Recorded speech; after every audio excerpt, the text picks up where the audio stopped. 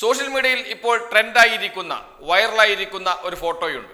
ഒരു black and white photo.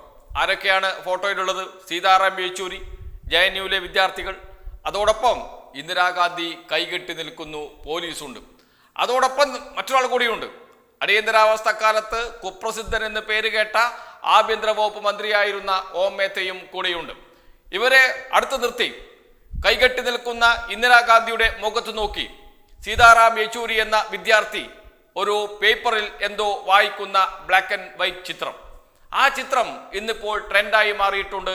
എല്ലാവരും അത് എന്താണ് എന്നറിയാൻ സാഗൂതം അതേക്കുറിച്ച് അറിയാൻ ആഗ്രഹിക്കുന്നുണ്ട്. അത് മറ്റൊന്നുമല്ല, 1977 സെപ്റ്റംബർ 5 നടന്ന ഒരു സംഭവത്തിന്റെ ഒരു ഫോട്ടോയാണ്, ബ്ലാക്ക് ആൻഡ് വൈറ്റ് ഫോട്ടോയാണ് അവശേഷിക്കുന്ന ഏക തെളിവ്, ഏക ഫോട്ടോ.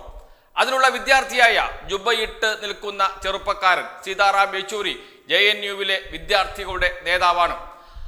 1977 സെപ്റ്റംബർ 5 അടിയന്തരാവസ്ഥ കഴിഞ്ഞു. ഇന്ദിരാഗാന്ധി പരാജയപ്പെട്ടു.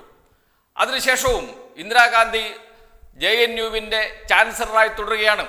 പരാജയപ്പെട്ട ഇന്ദിരാഗാന്ധിക്ക് ചാൻസലറായി തുടരാൻ അർഹതയില്ല എന്ന് പറഞ്ഞുകൊണ്ട് 500-ലധികം വരുന്ന JNUവിലെ വിദ്യാർത്ഥികൾ ഇന്ദിരാഗാന്ധിയുടെ വസതിയിലേക്ക് മാർച്ച് നടത്തുന്നു. ഇന്ദിരാഗാന്ധിയുടെ വസതിക്ക് മുന്നിൽ വെച്ച് മാർച്ച് പോലീസ് തടയുന്നു. ഇന്ദിരാഗാന്ധിയുടെ ഓഫീസിൽ നിന്ന് സന്ദേശം വരുന്നു, 2-3 വിദ്യാർത്ഥികൾക്ക് അകത്തേക്ക് വരാം, അവരോട് സംസാരിക്കാൻ ഞാൻ തയ്യാറാണ് എന്ന്.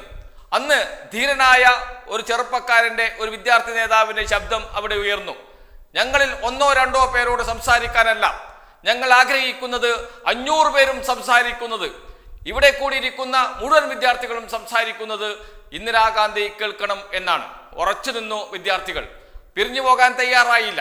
ഗത്യന്തരമില്ലാതെ ഇന്ദിരാഗാന്ധിക്ക് പുറത്തേക്ക് വരേണ്ടി വന്നു.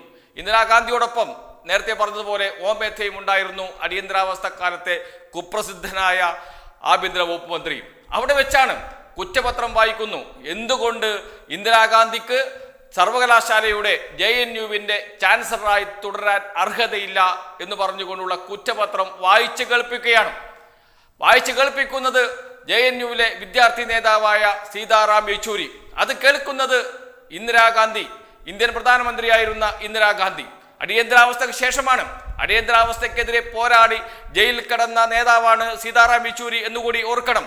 അടിയന്തരാവസ്ഥയ്ക്ക് എതിരെ JNUവിൽ ദില്ലിയിൽ വിദ്യാർത്ഥികൾ നടത്തിയ സമരമുണ്ട്. ആ സമരത്തിനൊടുവിൽ അറസ്റ്റ് ചെയ്യപ്പെട്ട് ജയിലിൽ കിടക്കേണ്ടി വന്നിട്ടുണ്ട് സീതാറാം യെച്ചൂരിക്ക്. അന്ന് ഇന്ത്യയുടെ പ്രധാനമന്ത്രി, എല്ലാ അധികാരങ്ങളും കൈപ്പിടിയിലൊതുക്കിയ പ്രധാനമന്ത്രിയായി ഇന്ദിരാഗാന്ധിയുണ്ട്. ആ ഇന്ദിരാഗാന്ധിയുടെ വീട്ടിലേക്ക് മാർച്ച് നടത്തി ഇന്ദിരാഗാന്ധിയെ വീട്ടിൽ നിന്നും വിളിച്ച് പുറത്തേക്ക് കൊണ്ടുവന്ന് അവരുടെ മുഖത്ത് നോക്കി വിളിച്ചു പറയുകയാണ്, താങ്കൾക്ക്, ഇന്ദിരാഗാന്ധിക്ക് JNUവിൻ്റെ ചാൻസലറായി തുടരാൻ അർഹതയില്ല എന്ന്. അതൊരു കുറ്റപത്രമായി അവിടെ വായിക്കുകയാണ്. ആ കുറ്റപത്രം മുഴുവൻ വായിച്ച് കേട്ടതിന് ശേഷമാണ് ഇന്ദിരാഗാന്ധി തിരിച്ച് അവരുടെ വസതിയിലേക്ക് കയറിപ്പോകുന്നത്. തൊട്ടടുത്ത ദിവസം അവർ JNUവിടെ ചാൻസലർ സ്ഥാനം രാജിവെക്കുന്നു. ഇതൊരു ചരിത്ര സംഭവമാണ്. ജനങ്ങൾക്ക്, ഇന്ത്യയിലെ ജനങ്ങൾക്ക് ഒരു ഭരണാധികാരിയുടെ മുഖത്ത് നോക്കി പറയാനുള്ള, അവരുടെ ആവശ്യങ്ങൾ പറയാനുള്ള, അവരുടെ നിലപാട് പറയാനുള്ള അവസരമുണ്ട്. ഭരണഘടനാപരമായി അത് അവർക്ക് എല്ലാവിധ സംരക്ഷണവും നൽകുന്നുണ്ട്.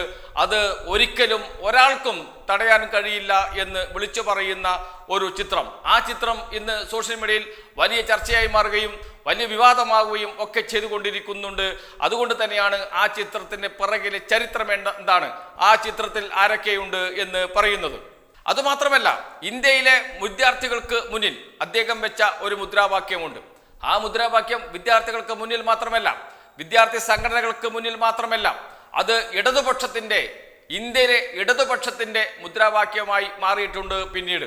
അത് മറ്റൊന്നുമല്ല, ഒരു കാലത്ത് SFI എല്ലാ ചുമരുകളിലും എഴുതി വെച്ചിരുന്ന, എല്ലാ പോസ്റ്ററുകളിലും അച്ചടിച്ചിരുന്ന, എല്ലാ ക്യാമ്പസുകളിലും മുഴങ്ങി കേട്ടിരുന്ന ഒരു മുദ്രാവാക്യം, പഠിക്കുക പോരാടുക, പഠിക്കുക പോരാടുക എന്ന മുദ്രാവാക്യം.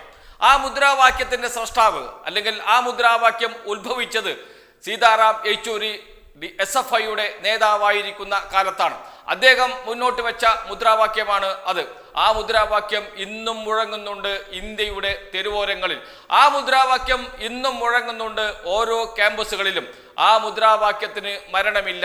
എങ്ങനെയാണ് ഇൻകുലാബ് സിന്ദാബാദ് എന്ന മുദ്രാവാക്യം, ഭഗത് സിംഗ് ഉറക്കെ വിളിച്ച മുദ്രാവാക്യം, ഇന്ത്യയിൽ ഇപ്പോഴും മറ്റൊലി കൊള്ളുന്നത്. അതേപോലെ ഈ മുദ്രാവാക്യവും പഠിക്കുക പോരാടുക എന്ന് പറയുന്ന മുദ്രാവാക്യവും ഒരു ഇടതുപക്ഷ പ്രവർത്തകന് എല്ലാ കാലത്തും ഉണ്ടാകേണ്ട ഒരു ഗുണം, അതല്ലെങ്കിൽ ഒരു ഇടതുപക്ഷ പ്രവർത്തകൻ എന്ത് ചെയ്യണം എന്ന് ഓർമ്മിപ്പിക്കുന്ന മുദ്രാവാക്യമാണ് അത്. കേവലം ഒരു വിദ്യാർത്ഥി സംഘടനയുടെ മുദ്രാവാക്യം മാത്രമല്ല, ഇന്ത്യയിലെ മതേതര ജനാധിപത്യവാദികൾ എല്ലാ കാലത്തും പഠിച്ചുകൊണ്ടിരിക്കണം, പോരാടിക്കൊണ്ടിരിക്കണം എന്ന് പറഞ്ഞു വെക്കുകയാണ് സീതാറാം യെച്ചൂരി.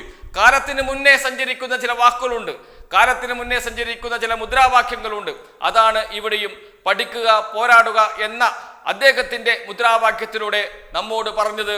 അത് ഇനിയും മുഴങ്ങും. സീതാറാം യെച്ചൂരി എന്ന പേര് ചിലപ്പോൾ ഇന്ത്യയിലെ ജനങ്ങൾ മറന്നുപോകാം, ചിലപ്പോൾ അത് വിസ്മൃതമായി പോകാം.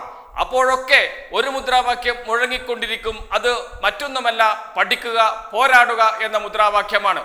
അത് കേട്ടു വളർന്ന, ക്യാമ്പസുകളിൽ കേട്ടു വളർന്ന ഏതെങ്കിലും ഒരു ഇടതുപക്ഷ പ്രവർത്തകന്റെ മനസ്സിൽ മാത്രം ഉണ്ടാകുന്ന മുദ്രാവാക്യമല്ല.